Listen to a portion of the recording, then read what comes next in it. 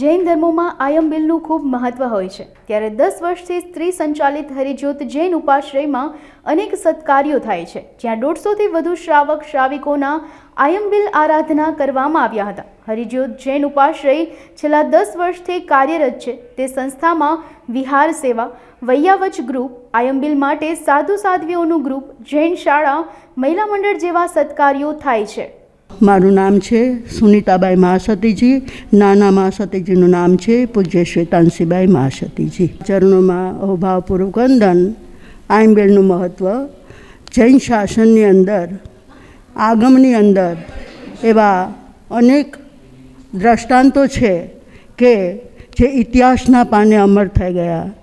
જેમ કે સુંદરી સતી, જેમણે 60,000 વર્ષ આંબેલ કરી અને ભરત ચક્રવર્તીનો મોહ ઉતાર્યો। ધનના અણગારે 9 માસ આંબેલ કરી અને અનુત્તરોવાય સૂત્રમાં અંકિત થઈ ગયા। દ્રૌપદી અમરકંકા નગરીની અંદર પદ્મોતેર રાજાએ અપહરણ કર્યું અને પારનામાં છઠ કરી અને ઇતિહાસમાં નામ અમર થઈ ગયું। એક વખત રાજા ભોજે વિદ્વાનોને પ્રશ્ન કર્યો, એવી કઈ વસ્તુ છે કે જે આકાશમાં ઉગે નહીં, પાણીમાં નીપજે નહીં, બજારમાં મળે નહીં અને છતાં પણ રોગને શાંત કરે? ત્યારે અનેક વિદ્વાનોએ અલગ અલગ જવાબ આપ્યા। એને સંતોષ ન થયો, પણ એક વિદ્વાને જવાબ આપ્યો કે આયંબિલ। કઈ રીતે? કે આયંબિલ કરવાથી શરીરની અંદર એક પણ જાતના કોઈ પણ વિગયો ન જાય, કોઈ તેલ મરચું આદિ પદાર્થો ન જાય, એટલે ચરબી વધે નહીં અને વ્યક્તિ બીમાર ન પડે। બીજું, આયંબિલ કરવાથી પોતાની જાત, જગત અને જગતપતિ ત્રણેયને વ્યક્તિ ખુશ કરી શકે છે। સૌથી પહેલાં જાતને કેવી રીતે? કારણ કે એક ટાઈમ ભોજન લેવાથી 2 ટાઈમનો ત્યાગ થઈ જાય છે અને 2 ટાઈમની અંદર જેટલા જીવોની હિંસા થતી હોય એ બધા જીવોને અભયદાન મળે છે।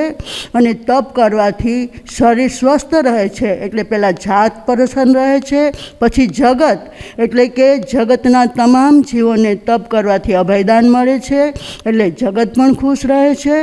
અને જગતપતિ એટલે કે ભગવાનની આજ્ઞા છે કે દરેક વ્યક્તિએ તપ કરી અને પોતાના જીવનને સાર્થક કરવું, તો જગતપતિ પણ ખુશ થાય છે। તો આવી રીતે આંબેલ કરવાના અનેક ફાયદા આ ગામમાં પણ બતાવ્યા છે। આજે અમે હરિજ્યોત ઉપાશ્રયની અંદર આંબેલ માટે બિરાજમાન થયા છે, વખારિયા ઉપાશ્રયની અંદર, જ્યાં જીજ્ઞાબેન અને ચેતનભાઈ ખૂબ સરસ મજાની આંબેલ કરનારને શાતા ઉપજાવે છે। અને એવી જ આંબેલ અહીંયા લગભગ 150થી પોણા 200 રોજની આંબેલ થાય છે। તો હવે આંબેલ કરનારને આપણા જૈન શાસનની અંદર આપણે એમની ખૂબ અનુમોદના કરીએ, ખૂબ ધન્યવાદ આપીએ। અહીંયા અમારા સુનીતાબાઈ મહાસતી અને શ્વેતાંશીબાઈ સ્વામી આદિ ઠાણા બિરાજમાન છે। બસ અમે એટલું જ કહીએ કે દરેક વ્યક્તિના અંતરમાં હવે આંબેલ કરવાના ભાવ જાગે અને આંબેલ કરવાથી પોતાની જાત, જગત અને જગતપતિ ત્રણેયને પ્રસન્ન કરે, એ જ શુભ ભાવના પરમ ગુરુદેવ રાષ્ટ્ર સંતની પ્રેરણાથી અમે અહીંયા બિરાજમાન થયા છે। આજે એમને પણ અમે વંદન કરી અને શાતા પૂછીએ છીએ। હું રૂપા મહેતા, હરિજ્યોત સ્થાનકવાસી જૈન સંઘ ખાતે અબતક ટીમનું સ્વાગત કરું છું। અમારા ઉપાશ્રયની પ્રવૃત્તિઓ અને અમારા મંડળની 2 પ્રવૃત્તિઓ વિશે હું તમને આપને થોડું જણાવવા માંગીશ। આ એક લેડીઝ સંચાલિત શ્રદ્ધર્વેથી સંચાલિત ઉપાશ્રય છે। આ અમારા 10 વર્ષથી ગાદીપતિ ગિરીશ મુનિ મહારાજ સાહેબની નિશ્રામાં એમનાથી શરૂ થયેલી અને 10 વર્ષથી અમે આ આંબેલની ઓળી કરાવીએ છીએ। અને અમારું મંડળ જ એના માટે સતત મહેનત કરી અને કોઈ નિસ્વાર્થ ભાવે આ સેવા આપે છે। અમારું અનાજ બધું અહીંયા સાફ થાય છે, અમે બધી જ પ્રવૃત્તિઓ અમારા મંડળ દ્વારા જ થાય છે। અને આ સિવાય અમે વિહાર સેવા, વયાવચ ગ્રુપ, આંબેલ માટેનું જે વયાવત જે કોઈ પણ સાધુ સાધ્વીનું એ પણ ચલાવીએ છીએ, પ્લસ સત્કાર્યનું એક પ્રવૃત્તિ અમારે અહીંની ચાલે છે। આવી ઘણી પ્રવૃત્તિઓ, જૈન શાળા ચાલે છે, મહિલા મંડળ ચાલે છે, આવી વિવિધ પ્રવૃત્તિઓ અમારા ઉપાશ્રયથી ચાલે છે। આજ અત્યારે 5મો દિવસ છે। અમારા અહીંયા ઉપાશ્રયમાં 150થી વધુ આંબેલ રોજની થાય છે।